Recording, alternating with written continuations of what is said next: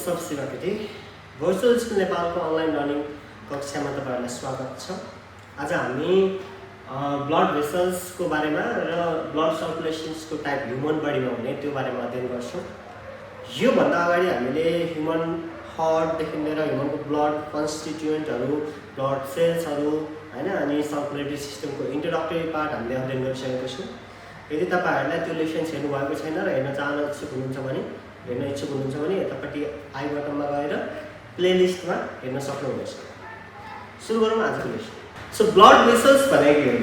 Blood vessels भनेको हलो ट्युबुलर tube जस्तै pipe जस्तै ट्युबुलर स्ट्रक्चर हुन्छ हाम्रो बडीभरि, जहाँबाट चाहिँ ब्लड ट्रान्सपोर्ट हुन्छ, मुभ गर्छ एक अर्का ठाउँमा, रुट जस्तै ब्लडको रुट जस्तो के जस्तै ट्रेन एउटा लिकमा हुन्छ नि त्यस्तै ब्लडको लिक जस्तै। सो ब्लड भेसल्स भनेको चाहिँ हलो ट्युबुलर स्ट्रक्चर थ्रुआउट द बडी हाम्रो बडीभरि प्रेजेन्ट हुन्छ, जहाँबाट चाहिँ through which the blood flows, blood move हुने ठाउँ चाहिँ के हो त? ब्लड भेसल्स हो। हाम्रो बडीमा तीन प्रकारको ब्लड भेसल्स भेटिन्छ। सो आर्टरीज, भेन्स र क्यापिलरीज, तीन प्रकारको ब्लड भेसल्स भेटिन्छ, आर्टरीज, भेन्स र क्यापिलरीज है त। सो आर्टरीज, भेन्स र क्यापिलरीजमा हामी आर्टरीज र भेन्सलाई कम्प्यारेटिभ टाइपले स्टडी गर्छौं र क्यापिलरीको स्टडी गर्छौं र त्यसपछि ब्लड सर्कुलेसन हाम्रो बडीमा दुई खाले हुन्छ, सिस्टमिक र पल्मोनरी, त्यो बारेमा पनि हामी अध्ययन गर्दैछौं। अब आर्टरीज र भेनको डिफरेन्स बिट्विनको तरिकाले अध्ययन गरौँ।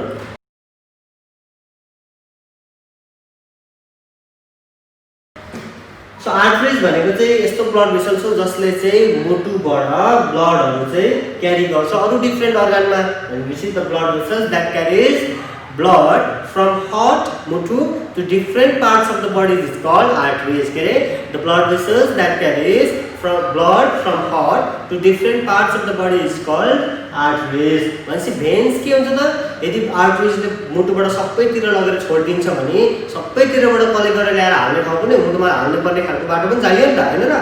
के रे यदि आर्टरीजले मुटुबाट सबै बडीको टिस्युज एन्ड पार्ट्समा लगेर छोड्दिन्छ भने डिफरेन्ट बडीको पार्ट्स एन्ड टिस्युजबाट कलेक्ट गरेर ल्याएर मुटुमा हाल्ने पनि चाहियो।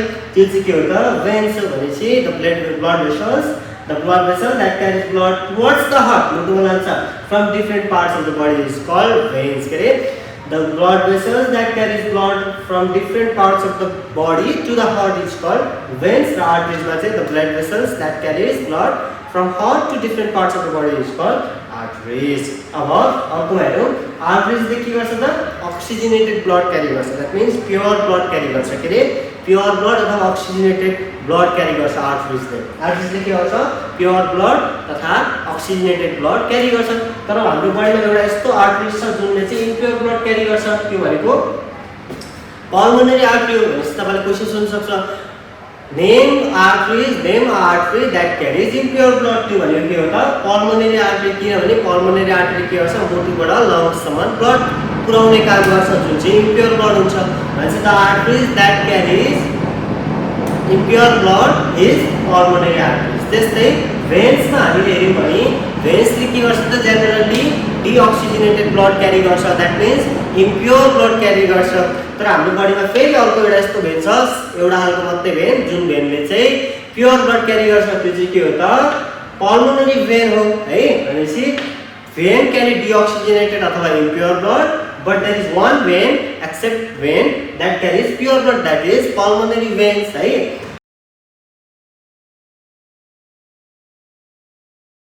अर्को छ आर्टरीजमा ब्लड भेसल्समा जुन ब्लड प्रेसर हुन्छ नि त्यो एकदमै हाई हुन्छ, किनभने त्यो मुटुबाट डाइरेक्टली पम्प हुन्छ हैन। सो ब्लड प्रेसर र स्पिड के हुन्छ त? आर्टरीजमा हाई हुन्छ। यतापट्टि भेन्समा के हुन्छ त? ब्लड प्रेसर र स्पिड लो हुन्छ, किनभने त्यो डिफरेन्ट टिस्युजबाट आएको हुन्छ, कलेक्टेड हुन्छ, त्यो भएर चाहिँ blood pressure is low in veins. अर्को छ आर्टरीजको वाल एकदमै थिक हुन्छ। के रे आर्टरीजको wall is thick and elastic, more thick and elastic. More भन्दाखेरि सधैँ के हुन्छ? कम्पेरेटिभ म्यानरमा हुन्छ। भेन्सको भन्दा आर्टरीजको वाल के हुने रहेछ त? थिक र इलास्टिक हुने रहेछ। किन?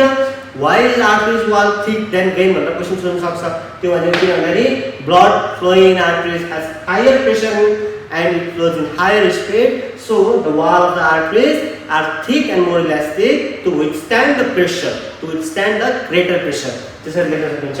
त्यस्तै भेन्समा के हुन्छ त? भेन्सको अलिकति थिन, यहाँ के छ? थिन एन्ड लेस इलास्टिक भनेको के हो त? कम्प्यारेटिभ आर्टरीजको भन्दा चाहिँ थिन र लेस इलास्टिक हुन्छ, किनभने यसले त्यति आर्टरीजको जस्तो धेरै प्रेसर विथस्ट्यान्ड गर्नु पर्दैन।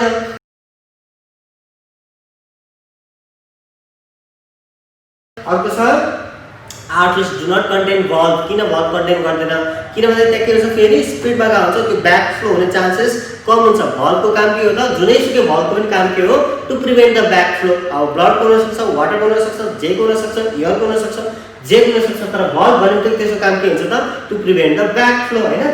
भनेपछि आर्टरीमा भल्भ हुँदैन किनभने it has higher pressure, higher speed, the back flow हुने चान्सेस इज भेरी रियर अथवा हुँदैन भने। तर भेन्समा के हुन्छ त? त्यहाँ भल्भ हुन्छ, भेन्सको बिचमा भल्भ हुन्छ। किन भल्भ हुन्छ? किनभने त्यहाँनिर जुन ब्लडको प्रेसर हुन्छ त्यो एकदमै कम्ती हुन्छ, त्यो ब्याक फ्लो हुन सक्छ भनेर चाहिँ द भेन हैज भल्भ। अब यहाँ पनि एउटा क्वेशन सोध्न सकिन्छ, why do the vein carry valve whereas the artery does not? भन्छ भने के हो त? Because the pressure and the speed of the blood in the vein is very low, so to prevent the backflow of the blood, vein contains valve. त्यसरी लेख्न सकिन्छ।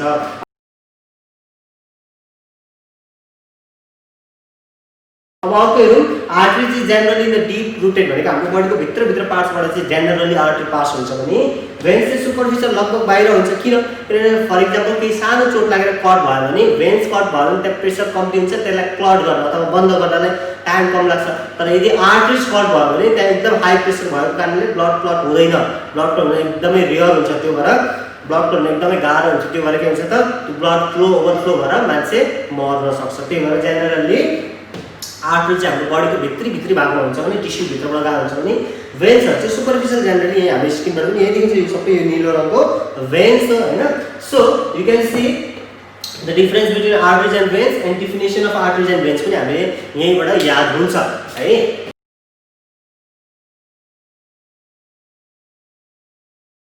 Now let's go to the capillary. Capillary भनेको के हो? अब arteries जाँदैछ, arteries divide हुन्छ के? आर्टरिज धेरैवटा आर्टरी एउटा सुरुमा त मुखबाट औटा त निक्ले हुन्छ हैन, त्यसबाट डिभाइड हुँदै आर्टरिज बन्दै डिभाइड हुँदै जान्छ नि त हैन। सो डिभाइड हुँदै गएपछि त्यसले आर्ट्रियोल्स भन्छ। के रे? आर्ट्रियोल्स भन्छ। अब अन्तिममा गएर टिस्युमा गएपछि त्यो के हुन्छ? थ्रेड लाइक स्ट्रक्चरमा डिभाइड हुन्छ के? टिस्युमा गएपछि के हुने रहेछ त? थ्रेड लाइक स्ट्रक्चरमा डिभाइड हुने रहेछ। अनि यतापट्टि पनि भेनको पनि थ्रेड लाइक स्ट्रक्चर क्यापिलरी हुन्छ दुवैपट्टिबाट। सो त्यसरी चाहिँ जाने रहेछ भनेपछि formed due to the branching of arterioles. के रे? Formed due to the branching of arterioles. अर्को छ फाइन नेटवर्क अफ भेसल्स भनेको के त? ब्लड भेसलको फाइन नेटवर्क, सानो नेटवर्क भनेको हो। त्यसपछि यसले के गर्छ त? आर्टरिज र भेनलाई कनेक्ट गरेर आर्टरिजमा आएको छ, यतापट्टि भेनल्स भन्छ, भेनको धेरै भेन्सको ब्रान्चेसलाई भेनल्स हुन्छ। अब यो दुईटा कनेक्ट गर्ने काम कसले गर्छ त? बिचमा रहेको क्यापिलरिजले। के रे? क्यापिलरिजले। अर्को छ they unite to form venous capillary, यता आर्टरियल क्यापिलरी छ, यता भेनस क्यापिलरी हुन्छ। अनि त्यो के हुन्छ? क्यापिलरी बिचमा बने हुन्छ, आर्टरियल र भेनलाई यसरी कनेक्ट गरेर हुन्छ। क्यापिलरिज डिफाइन्ड पाथ भनेको capillary different path for the blood भनेको नि यहाँ मैले इज लेख्ने बिर्सेछु। सो क्यापिलरीले के गर्छ? डिफरेन्ट पाथ गर्छ भनेको ब्लड हाम्रो जहिले पनि ब्लड भेसल्स भित्रै कुदिरहन्छ भनेको क्लोज सिस्टम अफ ब्लड हुन्छ। क्यापिलरिजबाट ब्लड बाहिर निस्किँदैन, यहाँ काट्नु भनेको तपाईँको केही न केही त्यहाँनिर क्यापिलरिज काटिन्छ ब्लड बाहिर आउँदा भनेको। ब्लड के हुनेछ त? Always runs in a close system. हाम्रो ह्युमन बडीको ब्लड के रहेछ त? Always runs in a close system. त्यही भएर क्लोज टाइप अफ सर्कुलेसन हुन्छ हाम्रोमा। कुनै एनिमल्सको के हुन्छ? ओपन भएको यो सोइलम जुन हुन्छ नि, मतलब जुन क्याभिटी हुन्छ, क्याभिटीमा नि ब्लड फ्लुइड हुन्छ कि जता पनि जान्छ त्यसरी। तर हाम्रो के हुन्छ? डिफाइनाइट पाथ हुन्छ बाटो भनेपछि। त्यो के रहेछ त? क्यापिलरिजबाट बाहिर ब्लड निस्किन सक्ने रहेछ? सक्दैन, कट भएर नि त्यो सक्दैन। तर फेरि त्यहाँ के हुन्छ त? रमाइलो कुरा के हुन्छ त? क्यापिलरिजबाट एक्सचेन्ज अफ मेटेरियल्स हुन्छ। यहाँ मैले लेखेको छु अल्स एक्सचेन्ज अफ मेटेरियल। अब के एक्सचेन्ज हुन्छ त भनेको ग्लुकोजहरू भयो, डिफ्रेन्ट कार्बोहाइड्रेट्सहरू भयो, न्युट्रियन्ट्सहरू भयो, वेस्ट मेटेरियल्स पनि भयो भनेको ब्लडबाट आउने इम्पोर्टेन्ट पार्टहरू टिस्युमा गयो, टिस्युको वेस्ट मेटेरियल पनि फेरि ब्लडमा त्यहीँबाट एक्सचेन्ज हुने ठाउँ रहेछ। भनेपछि बस स्टप जस्तै भयो कि क्यापिलरी चाहिँ बसमा गएर त्यहाँ ओर्ली नै चढ्ने भनेको इम्पोर्टेन्ट मेटेरियल्सहरू, टिस्युलाई चाहिने मेटेरियल्सहरू त्यहाँबाट टिस्युमा जान्छ। टिस्युबाट आएका वेस्टहरू कहाँ जान्छ? फेरि त्यही क्यापिलरीमा जान्छ। सो दिस इज द त्यही ब्लड भेसल्समा छिर्छ क्यापिलरिजबाट भनेको this is place for exchange of materials भन्न सकिन्छ। So this is all about the blood vessels in human बडीमा हुने ब्लड भेसल्स, आर्टरिज, भेन्स र क्यापिलरिज हो। I hope you are really clear about this. Now let's go to blood circulation. Human बडीमा दुई खाले blood circulation हुन्छ, एउटा हुन्छ सिस्टमिक सर्कुलेसन र अर्को हुन्छ पल्मोनरी सर्कुलेसन। के रे? सिस्टमिक सर्कुलेसन र अर्को हुन्छ पल्मोनरी सर्कुलेसन। अब सिस्टमिक सर्कुलेसन भनेको के हो? पल्मोनरी सर्कुलेसन भनेको के हो? अब यदि तपाईले ध्यान दिनुभएको छ नि, पल्मोनरी जेनरली लङ्सतिर आउँछ हैन, लङ्सको टर्म्सहरूलाई जेनरली पल्मोनरी भन्ने हुन्छ भने चाहिँ त्यहाँबाट तपाईँले लोजिक लगाउन सक्नुहुन्छ। अघि हामीले योभन्दा अघिल्लो च्याप्टरमा हामीले हार्टको जुन वर्किङ अफ हार्टमा हामीले लङ्सतिर पनि गएर देखाएको थियौँ नि, लङ्सतिरको छुट्टै सर्कुलेसन थियो अनि त्यसपछि बडीबाट आउने छुट्टै सर्कुलेसन थियो, हो यही दुईवटा खालको। Now let's go to systemic circulation. Systemic circulation भनेको चाहिँ के हो? The circulation of the blood from the human heart to different parts of the body भनेको मुटु र विभिन्न बडीको पार्ट्समा हुने जुन सर्कुलेसन छ, मुटुबाट बाहिर जाने, डिफरेन्ट टिस्युमा पुग्ने, टिस्युबाट फेरि मुटुमा आइपुग्ने, त्यो के हो त? Systemic circulation except for lungs. लङ्सको बाहेक अरू जति पनि सर्कुलेसन छ ह्युमन बडीमा त्यो सबै के रहेछ त? Systemic circulation. के रे? लङ्स बाहेक अरू सबै जति पनि सर्कुलेसन ह्युमन बडीमा छ त्यो के हो त? Systemic circulation. द्याट मिन्स मुटुबाट डिफरेन्ट टिस्युमा जाने र टिस्युबाट मुटुमा आउने एक्सेप्ट फर लङ्स भयो भने त्यो के हो त? Systemic circulation. अर्को छ पल्मोनरी सर्कुलेसन। यो चाहिँ के हो? जस्ट अपोजिट अथवा जस्ट डिफरेन्ट देन द्याट। त्यो भनेको मुटुबाट हार्टबाट लङ्समा जाने, लङ्सबाट फेरि हार्टमा आउने। हाम्रो टाइप्स हाम्रो सर्कुलेसनमा के थियो त तपाईँले हेर्नु भने यहाँनिर के थियो यहाँ छ त? Right, okay this is right auricle. ल यतापट्टि left auricle and this is right ventricle र लेफ्ट भेन्ट्रिकल थियो होइन।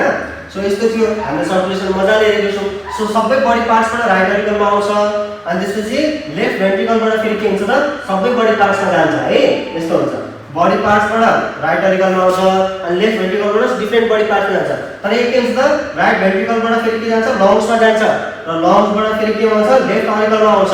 अब यो आएको इम्प्योर ब्लड, यो गएको प्योर ब्लड, यो गएको इम्प्योर ब्लड, यो आएको प्योर ब्लड, यसरी हुन्छ। भनेपछि यहाँ आएर यहाँ खनिने र यहाँबाट बाहिर निस्किसकेपछिको जुन सर्कुलेसन छ त्यो के हो त? सिस्टमिक हो। तर राइट भेन्ट्रिकलबाट लङ्समा जाने, लङ्सबाट फेरि लेफ्ट अरिकल अथवा आर्ट्रियममा जाने चाहिँ के हो त? Pulmonary circulation. I hope you are clear. Let's go with once again. एकचोटि फेरि हामी सिस्टमिक सर्कुलेसन भनेको मुटुबाट different parts of the body except for the lungs, त्यो सर्कुलेसनलाई सिस्टमिक सर्कुलेसन भन्छौँ। पल्मोनरी सर्कुलेसन भनेको लङ्समा चाहिँ जाने, द्याट मिन्स मुटुबाट लङ्समा जाने, लङ्सबाट फेरि मुटुमा आउने जुन छ त्यो चाहिँ pulmonary circulation. So this is the type of circulation that our human body has. So I hope you are clear about the blood circulation in human body and different types of blood vessels in human body. You will know the structure of the heart and working of the heart.